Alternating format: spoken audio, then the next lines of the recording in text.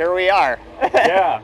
So we're here at Sey, all the way in Brooklyn. I'm here with Tobin, one of the co-founders, and it's raining right now, but we're gonna go in, order some coffee, drink a ton of coffee, gonna get a tour of the whole place, and we're just gonna hang out. That's pretty much it. We're gonna hang out. Yeah, it'll be fun. All right, let's go in. All right, let's do.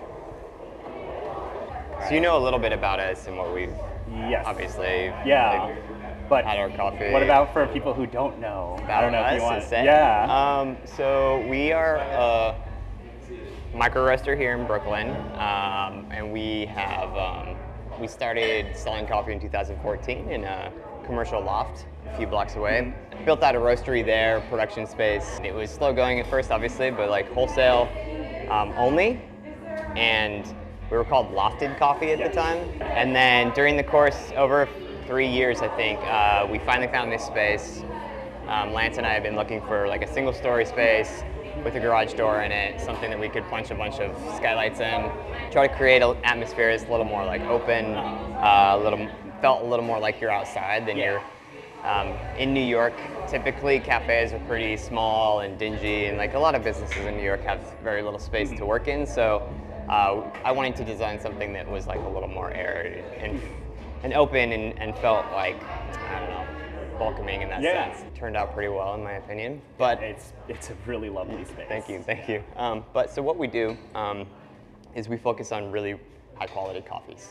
Everything for us is about the raw ingredient. When we are finding these small micro lots from around the world, it's all about basically the variety of the plant and how the terroir affects it, and then the processing to give us the ultimate flavor. Is what's happening here. Basically everything you're gonna get is gonna be great, and, but we keep it very simple. So like our drip coffee right now is this Colombian, our iced coffee is this Colombian. Obviously we have a lot of Colombians right now. The espresso based beverages, so that'll be anything that's like cappuccinos, lattes, anything like that, is this Peruvian coffee. And then we do single cups on the tones, so if you wanted to taste something else, you can taste that. So we keep it very simple. It's like if you want drip coffee, iced coffee, and espresso beverage. I would say let's just drink a few of these cups and see how it goes. Let's do it. Cool. Honestly, an honor to come here and be with one of the co-founders. Yeah, I guess so. This is all so fun for me. I love this so much. This is all my design and build. Everything in here I designed and built with a few carpenter friends of mine. And it was very much like wanted to focus on natural elements, being like concrete and wood, and keep everything very simple and minimal. Kind of a shout back to the idea that like coffee, even at its core, is minimally like very beautiful, and it's a simple way to kind of like capture a lot of flavor. And it's a highly complex, highly dynamic fruit. I want everything in the space to kind of point to that sort of quality and the specialness of that. So, I mean, we put a lot of thought into this space, and I think it helps elevate the perception of value around that, and which, in my opinion, is the thing that the coffee industry lacks the most, is like that perception of the value of what it is. You're dealing with an exotic fruit, and it happens to come from thousands of miles away and be treated with so much care, and then generally end up in the hands of roasters who are just like, I don't know, make it brown and make it taste like strong, you know? And it's like, cool, that's fine, but also like you're missing a lot of the nuance of what that fruit has. That's kind of our thing, is like, and there's a lot of value in that, and it shouldn't cost nothing. Like, people are very used to coffee costing nothing. They kind of expect it to be free, and so we've tried to bridge that gap between like having a really high quality product and also make it somewhat approachable, but also like understand that it's valuable. But this is our cafe. Hopefully that kind of helps pass the message along, and then we can walk back here and see the rest. We don't allow laptops anywhere in this space except for along this bar. Did you notice that? Yeah. Another thing to kind of like keep down the like cyber cafe attitude in this space for conversation and for learning and meeting people. The original concept when we were conceptualizing this space was to have the cafe up in the front, and the roastery in the back.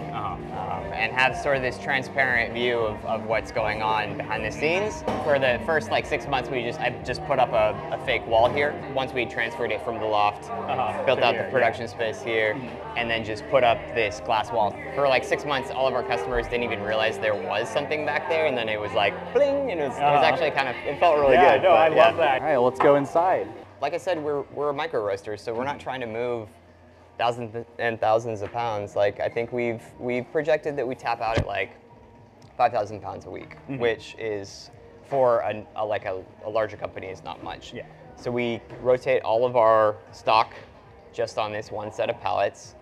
We've got a bunch of Brazilians in right now, which is super exciting. It's such a small space, and working with all of this has had to be really honed, and Graham actually has done a fantastic job at making this a well-oiled, like super efficient machine back here. Not without its hiccups, but like it's really getting to the point where we're, what we want to focus on is being able to produce these really special micro lots, but that means that we rotate coffees all the time. We don't have a blend. We don't have something that somebody can be like, oh yeah, I'll just get that blend or the whatever. Our coffees are rotating constantly. We'll have a coffee around for maybe 2 weeks and then it's gone, which means all of this has to change constantly. And it's always rotating, which is highly complex and really not the best business decision. But at the same time, we're not doing it for that. We're doing it for the fact that like we love these coffees and we want to share them with the world. So this is Helen. It's our production manager. Hi. Killing it. Hi. Nice to meet you. This is our beautiful roaster that for the first 3 years before we moved down here, we roasted on a Probat L12, old 88 Probat L12. It's still out in the world. I think somebody else just bought it, which was a great machine, but really not what we needed. I think when we switched from roasting 5 days a week on the L12 to a single half day on this, we were like, whoa, what? And also like we get super even development on this. I honestly I haven't roasted in several years, so I can't speak a lot to like where our profiles have found themselves specifically on this machine, but the overall development has been a huge improvement. So this is pretty much all of the production space. This room back here, which is also the break room, this is Matt. He's our head of QC and education. Hello. This was originally, I designed this to be a like sensory safe cupping area and a lab. And it's slowly over the years kind of turning into that. Like obviously we just like have overflow. So we've got all the lab equipment back here. Basically this is where Matt spends his time toying around and seeing what we can do as far as increasing extractions and seeing where that taps out, and figuring out where we want everything. If we can translate, our entire goal basically is to take what coffee tastes like in a cupping bowl and somehow do that in the cafe, because we find that like cupping bowl extractions are going to be the most dynamic and the most representative of the coffee itself. But to do that, you can't always have cuppings up in the cafe, and there's a lot of different brew methods. So our idea is to try to implement those flavors and actually like maximize our extractions to the point where we're getting everything out of that coffee. And it's a constant battle, and hopefully we'll be better at it and better at it. Yeah, nice setup. I have those. You have these? That's what I use. Yeah, these are your That's tools? what I use. Nice. Yeah. Just a casual. I don't know. Yeah, I just have fun at home. Cool. Yeah. Just toying around. That's the space. Yeah. Wow. Obviously, we're in the thick of it. Hi, Kale. Hey, Tobin. How are you? I'm good. How are you? I'm great. Hey, everybody. Hello. I'm gonna go take my break now. See you later. One thing that you might find interesting is our iced coffee is a little unique in that Lance and I immediately were just like, we're not doing cold brew. Also, like flash brewing coffee over ice, I think does not taste very good. So what I landed at was this contraption here, which Liam's probably in the middle of it. Hi, Liam. We're gonna spy on you. We're gonna spy on you for the vlog. You're what? You're about to dump some? Do it. That's fine. It's gonna look gross.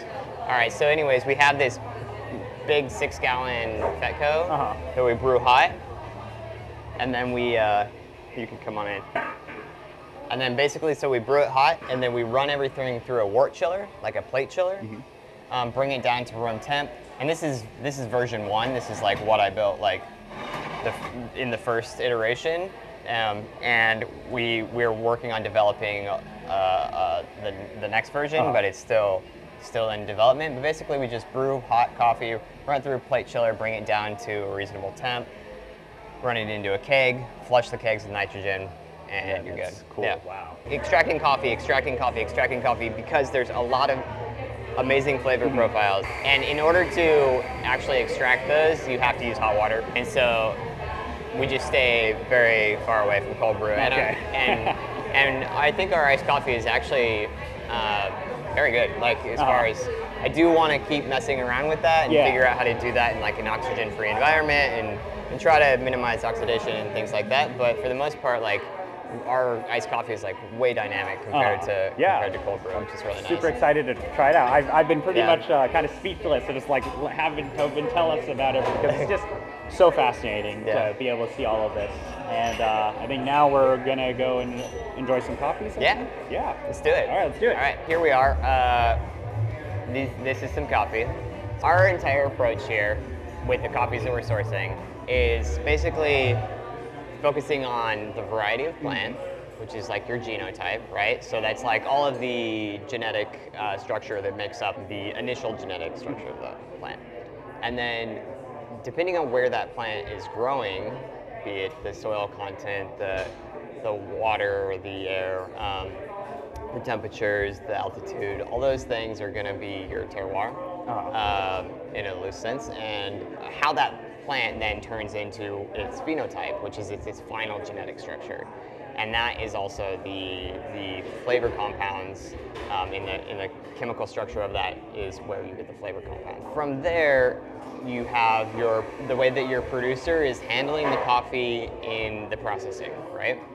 So you have your initial plant, you have the way the plant is growing in its environment, and then the final thing is the way that the producer handles it. That could be like harvesting ripe cherries, and then from there it's like the fermentation that's involved. So all coffee is fermented on some level. We have these names for coffees like washed and natural and dry ferment and wet ferment and whatever, but no matter what, coffee is fermented because it has sugars on it, and it will, unless you were to, I guess, theoretically like take a cherry, strip it, and then immediately like sanitize it, it might not ferment, but there's some fermentation process in there. I don't know a ton about fermentation. I'm definitely like getting into it a lot more because I find it fascinating, but basically what's happening there is it's imparting flavors and maybe like altering the structure, chemical structure just slightly, and so that you end up with your final product, which is then the coffee as a raw product. So that's all outside of our hands. And then we will source those coffees according to, tasting them, knowing where they're growing, how they're being processed, relationships we have, whatnot. We receive those coffees and then we roast it. And in our roasting process we're not trying to impart flavor on it. We're purely trying to basically unlock the available flavor. So all of those flavor compounds that are in the coffee are what we try to then do is extract them. And all we're trying to do is take water. It's a very simple process. Like brewing coffee is crazy like complicated, but also it's crazy simple. It's literally you pulverize it, break it up so that you can get to the flavor compounds, and then you use hot water to strip it off of the cellulose. So you're just taking all of that and putting it in a cup and then drinking it, and you're like, wow, this is crazy, or wow, this tastes like shit, or whatever, Yeah, so that's the entire process. And in our roasting, all we're trying to do is unlock things. Like, we want to be very careful with how we treat it. We want to develop it, obviously, so we can extract those, but that's it. For us, when we first came into the coffee scene, was very much, we were labeled like this Nordic style roaster or whatever. That's what which is totally fine and understandable, but to us it's just proper development. Like, it's just like you just don't over roast the coffee, and like there he is. And of course there were a lot of good roasters up in Sweden and Norway that were doing very good work. So that's why kind of we still get labeled as like a Nordic style roaster. That's what a lot of my friends say. They're like, this is the only USA, guys in America doing it. Yeah. But yeah, which is kind of surprising actually.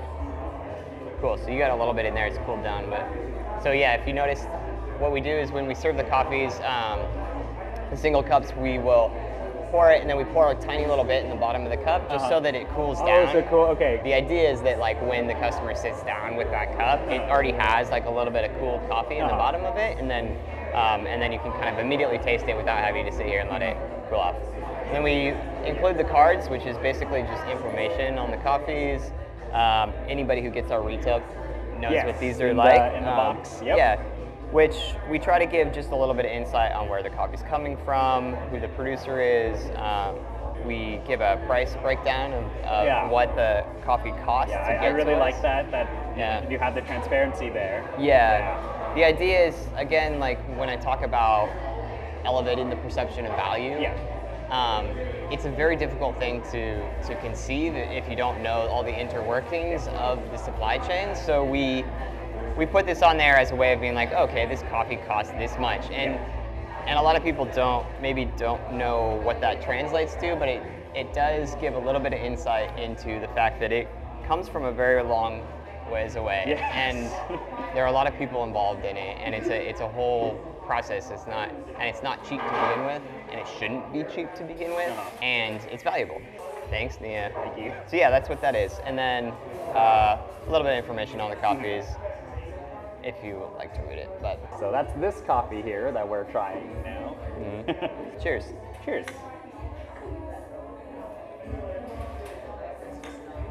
Wow. Typical Rwandan. A lot of like prune-y sort of like darker fruits. Yes. Some almost like spicy characteristics to it. Gets very buttery. Great coffee. Yeah. This is one of my favorite coffees we had from Rwanda this year.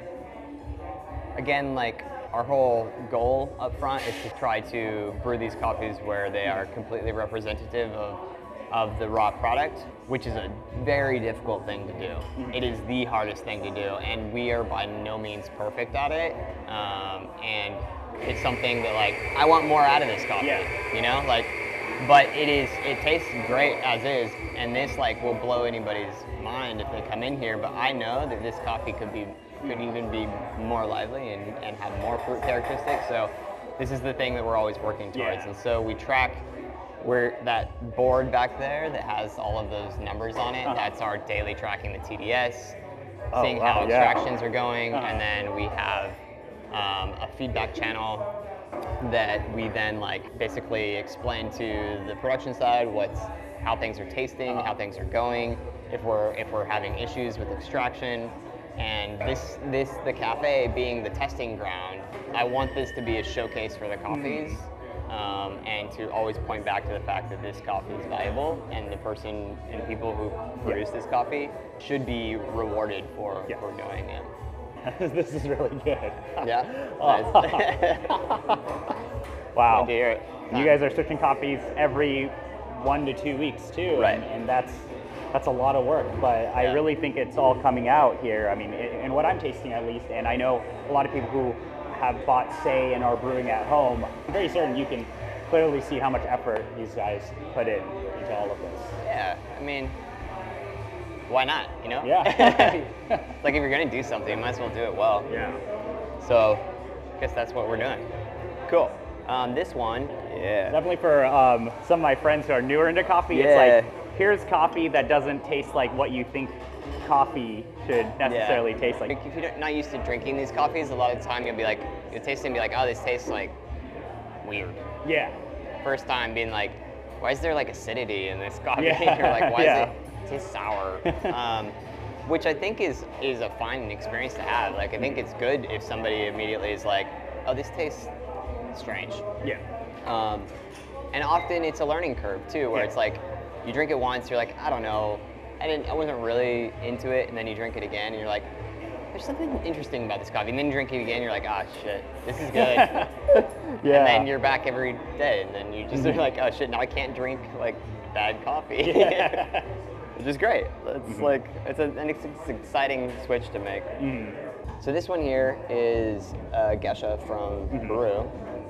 it's interesting to see like Gaggias start to pop up around. I feel like there was the whole bit of a fad craze of producers like seeing what happened in Panama and then latching onto that and being like, oh well, like Gaggia must be the thing that is gonna get me a lot of money, which was kind of okay in one sense, but then like a lot of farmers like uprooted like old world culturas and like got rid of maybe some like really beautiful coffees that they were producing just to replant with Gaggia, and then it's been, I think, a little bit of a let down for a lot of producers because they were like, oh well, I thought like if I just grew this then it would be amazing.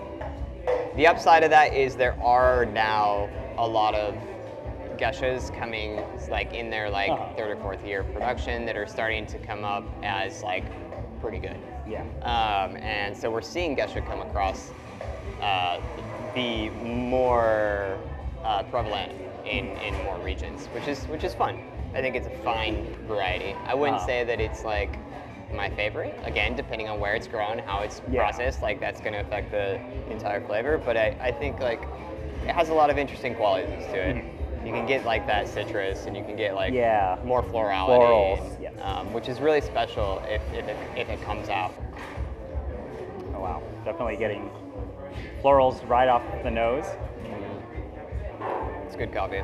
This is also really good. It's like everything I've tasted so far has exceeded a lot of the internal standards that I have of like what I think is good coffee, and it is fascinating for me to try this in a shop, and I'm just it's great. I'm just like, this is so good. I'm just curious, like, what's your take on the overall experience? I actually really like, you can see like in here all the way through to the cafe, all the way to the roaster. Like you can see it all the way through. Yeah. The overall vibe in here is amazing. Great. I'm like, this is a really great place to hang out and just sip some coffee. I wish I could stay here longer. I wish I was in New York. If anyone is in New York, they should totally check this place out. Yeah, come on by.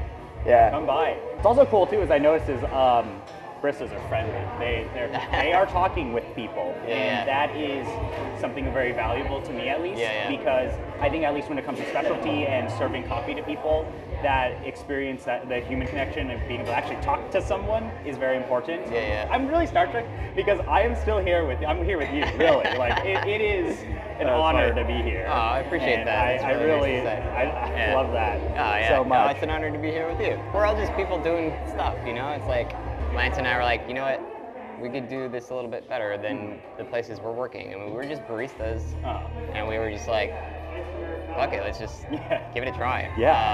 And really, we just like fell in love with a certain flavor profile, and like and figured out that like there's a lot of really beautiful coffees in the world, and like there's a lot of really good people in the industry, and a lot of people doing really cool stuff. And I really hope that like it continues down that road, and that like people really focus on doing something interesting. For me, the kind of nerd part of me is going to show here, but I actually, when I spoke to Lance initially, when he was in San Francisco, there was a lot of focus on actually high extractions, properly extracting things.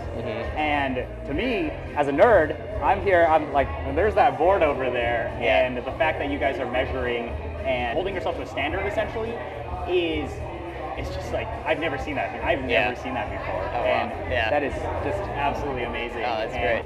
It really, I think, bridges the gap between, I think, a lot of the home enthusiasts, like guys who are hardcore, they're like, you know, I don't want to go to a coffee shop because that's what I'm bringing at home, right? But this is a place that I think really blends that in with a lot of the meticulous work that you put in at home, making the perfect cup, is clearly seen here. And that is really rare, because also here at home, unless you're a crazy billionaire or something, you're probably not going to get the vibes that you're getting at a location like this. It is lovely to be served coffee that surprises you, that tastes amazing. That's absolutely what I'm getting here. That's I'm awesome. Oh, hell yeah, that's so good to hear. It's kind of hard to tell whether or not we're achieving the thing, you know, from an insider perspective.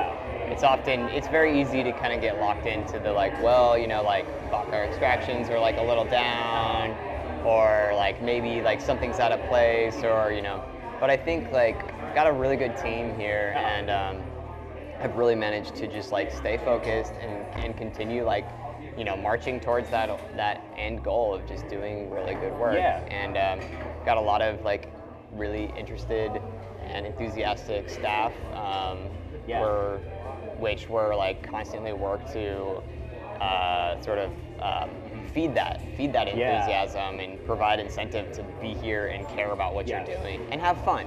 And like, this is, you know, we should always be having fun in this. Like, I've gone through a lot of shops that are like really uptight and stiff, and like, which is kind of fine if you're like really trying to put on that vibe, but that's not what we do here. We're all about like the enjoyment of it and having a beautiful thing and like being excited about it. I mean, like, yo, you like this, or you want, you know, an iced latte? Fine, like whatever. Like your iced latte is gonna be fucking delicious. Like, you're putting a really high quality Peruvian Gaggia in it, but no, you guys are pulling a Gaggia as espresso, which is well, it sounds a little scary. That's great. But that really shows me a lot. I mean, what you just said there is the openness and actually really the humility. Is like you are willing to accept criticism, reflect on yourself, and figure out how to do things better, because you know you recognize that it's hard to be perfect. And I know, at least in my experience, I've definitely been to shops where people at the top don't really think that way. And I mean, it is refreshing for me to be able to sit down with, you know, a co-founder and just have that thinking at the top. And it is. It's like, this checks all the boxes of what I'm looking for in an experience. Both here, the coffee and experience are just like absurdly good. Awesome. And both of them add together, and you're just having a great time, and the coffee tastes great, and it's so much fun. I'm really happy. I love it. I'm so happy. Great to hear. Wow. Yeah. Okay, so we have two more coffees. Oh yeah, here. so this is just some iced coffee, like I was telling you. Yeah, the method that you developed. Yeah.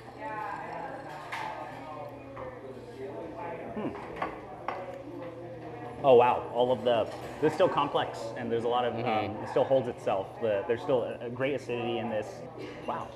Oh, this is really interesting. Yeah, very interesting, right? It's like, it's not bitter at all. It's interesting to see like what they taste like as iced coffee. Like obviously, like when Ethiopian season rolls around, it's literally just like fruit bomb. Incredibly clear for an iced coffee. See, I'm trying to nitpick here, and it's hard. I am actually a huge iced coffee fan. Usually, you have to compromise somewhere in iced coffee. This method you've developed is definitely one of the geez, it's good. Yeah, I'm like, great. It can get better. I do think it needs to, like, we really want to be more precise with like minimizing oxygen in the process. I think I want to be a little more selective on the coffees that I choose, because sometimes like some of the more like vegetal qualities will come out of coffees when brewing in large batches like that. We've got like a whole program in place to try to like tackle that in the next few months. So we'll see. Just like having a fruity, like light, balanced acidity and sweetness in a nice coffee, I think is really, really nice. And it is like, it's pretty different from what people generally expect, because like a lot of people will be like, I mean, I've heard several people say they don't like our iced coffee because it's like too There's fruity. actually, They'll be like, actually say like it's too fruity. notes It's in like, it. it's like, like, that's I'm not fine used if to you don't that. like that. That's cool. Yeah, I mean, my expectations were a lot different. My expectations were like, it would be muddied or muddled and all of that. But I'm like, this is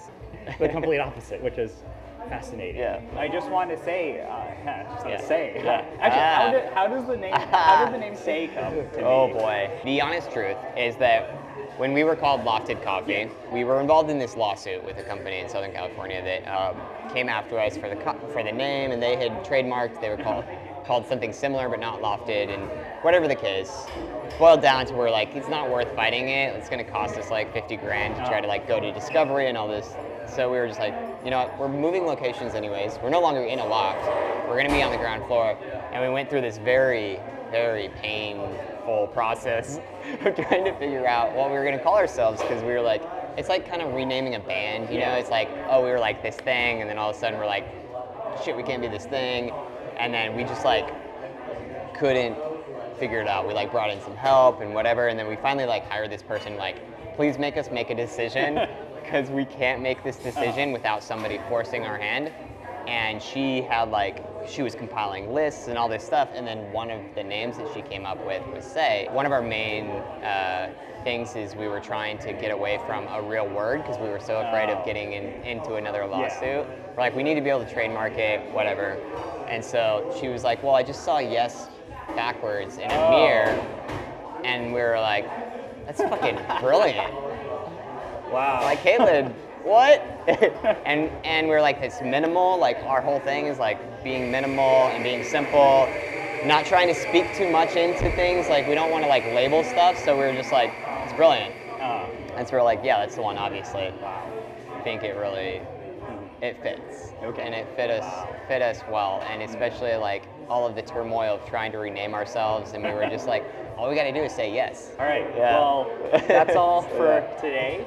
Yeah. I want to thank Tobin for joining us and Thank you for telling joining us about Sey and showing us the whole place. And these coffees are lovely.